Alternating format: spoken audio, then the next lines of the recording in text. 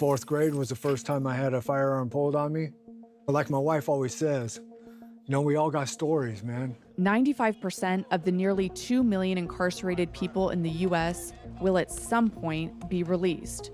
Historically, many fall back into a life of crime. This is a public safety initiative. I want to keep our community safer. I want people to come back out and not repeat their crimes. California is trying to change that with a plan that's shown promising results. The California model is going to touch so many more people. I never in a million years thought I'd be the person that I am today. But that some victims say robbed them of justice. Kyle didn't get the chance to grow up, get married. This murderer, he's going to now get college. It seems like justice is not served. To what extent do Americans really want to rehabilitate those incarcerated? And what exactly will improve public safety? Being put in a prison cell does not pay the debt to society. So we have to decide, do we want revenge or do we want a solution?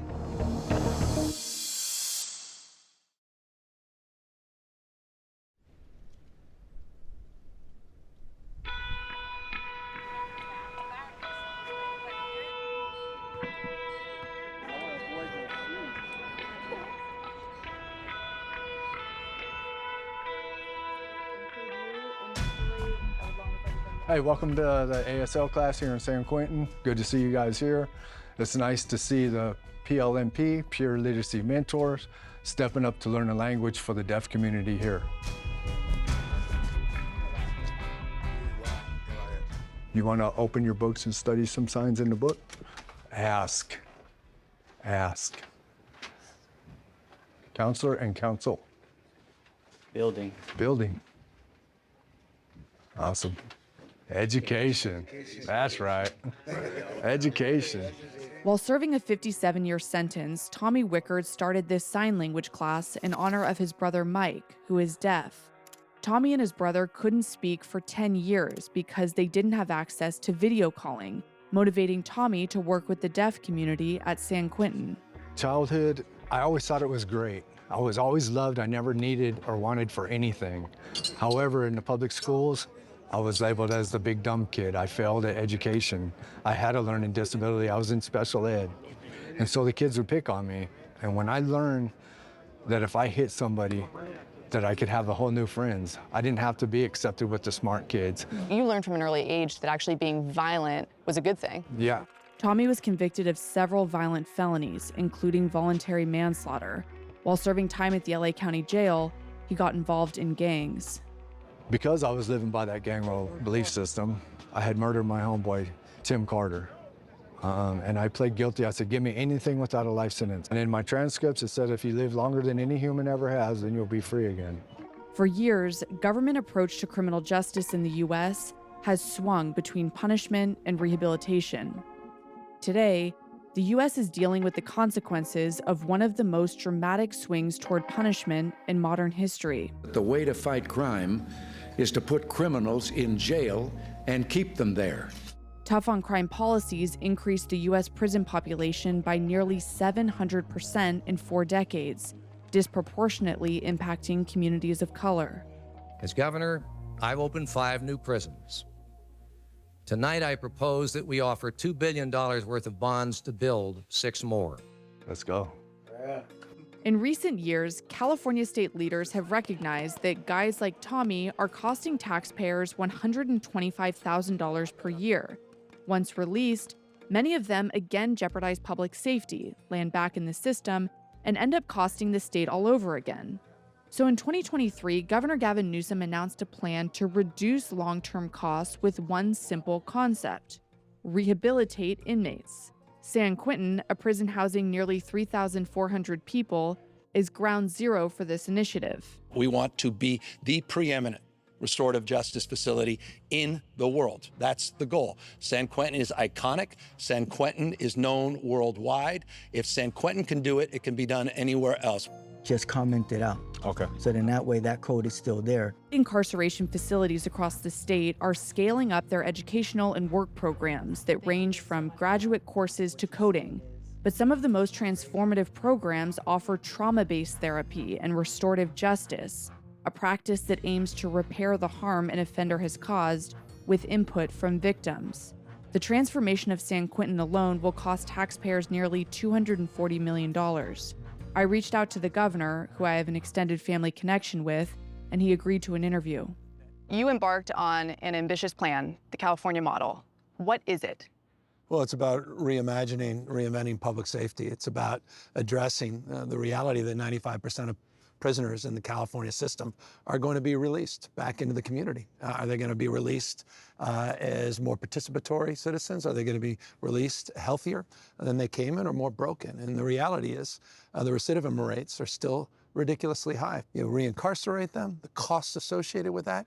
When you had that time in prison where we actually could have been fundamentally addressing the issue of trauma, issues of the victims, bringing communities back together, and ultimately addressing the issue of public safety. How do you measure success? Well, I measure success by reducing recidivism. And we know that programs internationally, you look at best practices, one of them, of course, leading beneficiaries of the best practices out of Norway. 5,000 miles away, Norway's correctional system has become an international model. Since turning its prisons into rehabilitation centers in the 1990s, Norway's most recent data shows that roughly 23% of those released were reconvicted within 3 years, compared to more than 45% in the US. I don't need to tell you, California is different than Norway. I would guess it would be more challenging to unroll a program here versus in Norway. What are those differences, and how do you account for them? I think mindset. I mean, you talk about leading the nation in terms of incarceration. We're still over capacity in so many of our facilities, and it hasn't led to better outcomes. And so the question is, why are we as dumb as we want to be? Why can't we reimagine, based on data, based upon lived experience, what works, and try to incorporate that? Through a partnership with UC San Francisco's Amend program, California sent 86 correctional officers to Norway to experience the system firsthand. San Quentin's Lieutenant Haab, who wears a Norwegian and American flag pin, was one of those officers. You've worked here at San Quentin for 23 years. How have things changed? They've changed 180 degrees from what our thought process was back when I first started to what it is now. There was so much violence back then, so much drugs. There's still drugs today, but it's gone down way considerably. What do you attribute the change to? Treating these guys more like humans. We've always treated them like animals, and if you treat them like animals, they're going to act like animals. But now we try and treat them more human, and they act more human. And it works? Yeah, it works. Yep. The latest state data from 2019 shows that of the people who earned 0 credits from programming, 46% reoffended once released. For earners of any type of credit, that number falls to 39%. But for those who received educational credits, the number decreases further to 26%. And people with rehabilitative achievement credits, only 21% reoffended, less than half the rate of those who had no credits at all. My name is Lily. And it's clear that certain programs, like sign language, often rehabilitate people in unexpected ways. Did anyone experience a personal transformation from before they started doing these kinds of programs to after they started doing these kinds of programs? The way I was before, I was a conniver. I was a manipulator. I was a drug addict. I was addicted to crystal meth. I was an evil person that you didn't want to be around. The person I am now, I walk with empathy. I speak it, I feel it. That developed compassion, and it developed an understanding of who I need to be as a human being so I could be there for another person. Do you feel that, if you're released, if you're able to walk out of here and live on the outside, that you'll be able to be a law-abiding citizen? No. And how much of that do you attribute to the programs that are part of the California model? I was a taker my whole life.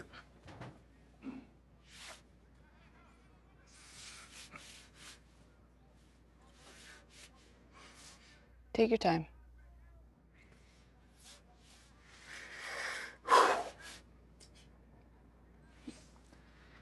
This program made me start other programs, like in the buildings. These people help me every day. And that's what we do, try to help people rehabilitate in this community. Walking through this prison, you got hundreds of guys who are walking past you. A lot of these guys have killed people. Yeah, worse than even, I mean, there are some crimes worse than death, and trust me, I review these all the time.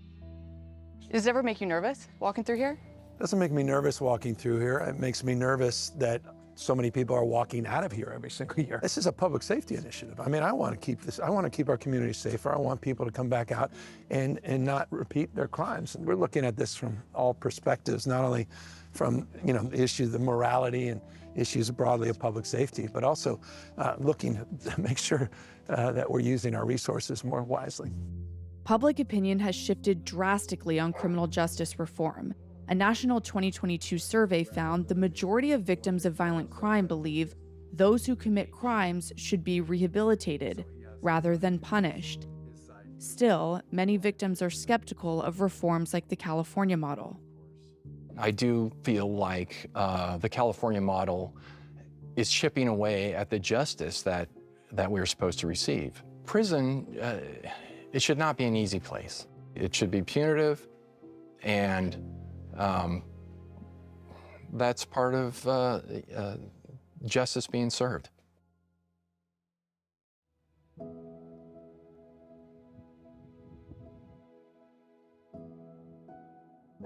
He was a big athlete. Skateboarding, roller hockey. These photos are adorable. Thank you. I love this one with the bubble beard. That's Kyle, of course, a much younger version. Such a happy child. Yeah, he definitely was. In 2016, at the age of 28, John Sperry's stepson, Kyle Myrick, was beaten to death by a coworker and dumped in the Santa Cruz Mountains. What is the experience of having to mourn a child, particularly when they die at such a young age? It's absolutely horrific. There's no being prepared for it. And it's so incredibly painful, and it hurts everyone that he knew. Hurt my wife, of course, and I can't do anything to help her. It's really just brutal, and it goes forever. The person who killed Kyle was convicted of second-degree murder and sentenced to 15 years to life in 2019. He's eligible for a parole hearing in April of 2026. I feel like we're not really getting the justice that we're supposed to get, and I don't think there's any point in him being trained or, receiving therapy. Mm-hmm. Kyle didn't get the chance to grow up, get married, to have kids. We're robbed of grandkids, and of course, all sorts of great times with Kyle. That's always with us. And, and then, this murderer, he's going to now get college, and he'll, be out, and he'll go live a full life, and we will carry this forever. What is your biggest concern, when you think about the man who killed your stepson and what the next several years could look like? My biggest concern is that he'll get out just a couple years from now, after not being in prison for terribly long, and he will kill again. And that would just be so awful. We have to deal with the lived realities of people that do commit heinous crimes, people that do belong behind bars. I'm not Pollyannish about this at all. There are people that absolutely never should be released. Absolutely. I believe that in my core. There are people that absolutely should be released, but are not prepared yet to be released because they're not fully rehabilitated. And that is what I'm trying to address. This is all tough stuff. Yeah. But for me, at the end of the day, it's about public safety. And it's about our values and who we are and how we express ourselves. And I just think we can do it in a more humane way that ultimately reaches the universal goal of making more gentle the life of this world.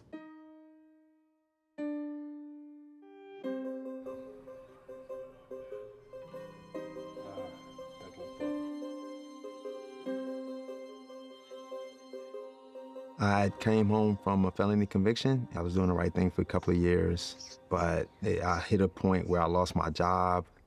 I was paying for this car that didn't work. And I lost my apartment like all back to back, and I got into selling drugs. I made the decision on the spot in the heat of the moment to gun down 2 armed men to protect a bag of marijuana, and it's something that I regret to this day, and I'm very sorry for. In March of 2000, at age 29, Rasan Thomas was sentenced to 55 years to life for second-degree murder and attempted voluntary manslaughter. When you think back on that day and that moment, what goes through your mind? I didn't think to myself at the time that life is more important than property. At the time, I thought my ego, my pride, my reputation, and my money was more important than human life. And I went there with a gun and a chip on my shoulder from a lot of trauma, trying to prove myself from running when the day my brother got shot right in front of me, right? I ran and left him behind. I was 17, he was 14. And so every day afterwards, I was trying to make up for that trauma by proving I'm never going to run again, and I'm going to be armed and ready, and it's never going to happen to my next of kin. It's not going to happen to my friends. It's not going to happen. We won't be the victim. I won't be the victim. I won't be the victim anymore. After 22 years in prison, Rasan was paroled in February 2023, in part due to his involvement in rehabilitative programming. Which programs were you involved in at San Quentin? The Restorative Justice Roundtable, Maladi Islam, Guiding Rage into Power, William James Poetry Class, Mount Tamalpais College, which I'm a graduate with an associate's degree, the Media Center, all aspects of it, multimedia, film, SQTV, Ear Hustle, the podcast. It was a way of life.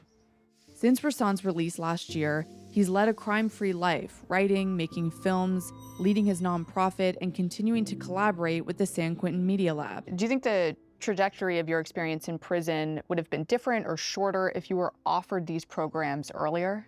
I'm gonna go deeper than that. If I was offered those programs while I was in the street, I would never went to prison. There'd be no dead man. There'd be no incarceration.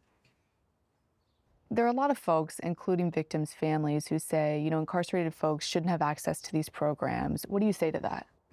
If we think about paying our debt to society by throwing somebody in a cage, that's bull crap. I was not paying my debt to society. None of that time healed anybody of their trauma. It actually happens when I was incarcerated. I was costing taxpayers $108,000 a year. That could have been saving 5 kids. You could have been saving 5 kids for the price of me. And then when somebody's in this mind state, when they truly heal, when they really about this life, this new life, they out there stopping violence. And I don't say this often. I don't do it for money. I don't do it for credit. I'm just going to, example, I go into juvenile halls. Maybe I can get to the kids before it's too late, right? The short answer is being put in a prison cell does not pay the debt to society. And so we have to decide, do we want revenge or do we want a solution?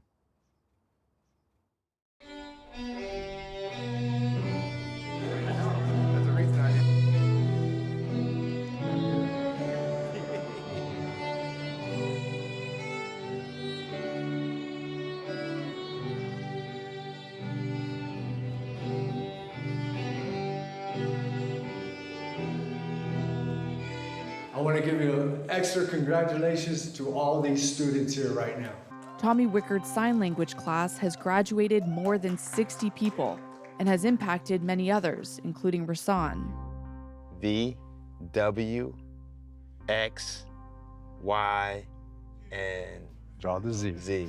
You taught me in one day, and then I went out there, and there's nobody to practice with. I know, right? While still incarcerated, Rasan directed a documentary called Friendly Signs that tells the story of Tommy's class. It's been selected by multiple film festivals. The day I got released, what was going through your mind? How were you feeling? I mean, we developed these bonds in here, and it's like losing a brother, man. But I know you're hope. You're paroling, you give me hope, motivation. When it's my time, it's my time. Yeah. But it's bittersweet, bro.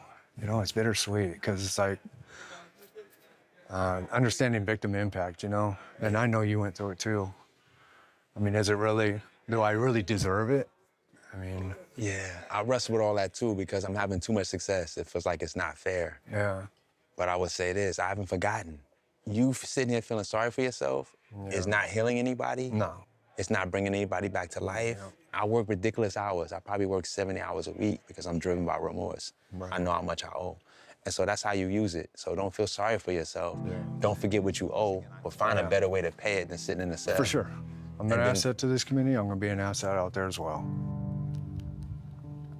Do you feel that people who are convicted of murder are beyond repair? Do they deserve a second chance? I would say most of them are beyond repair. Once they have that, disregard for human life, I don't think they're going to be fixed by any amount of dog training or horse petting or any other therapies. I think if somebody should be in prison, then the state should pay the $100,000, and it's just the way it goes. And some people just should be in prison. Tommy will be eligible for a parole hearing in 2030. By that point, he will have spent 28 years in prison. Are you doing this stuff to get out or for another reason? No, because, a lot of people will say that, right? For me, which Tommy did I want to be remembered as? That little gang member, drug addict, or do I want to be remembered as the programmer that was open and diverse with the community? No matter what your choices are, your future is what you make it. I never in a million years thought I'd be the person that I am today, and I love who I am today. I'll take this over that belief system that I was living by any day.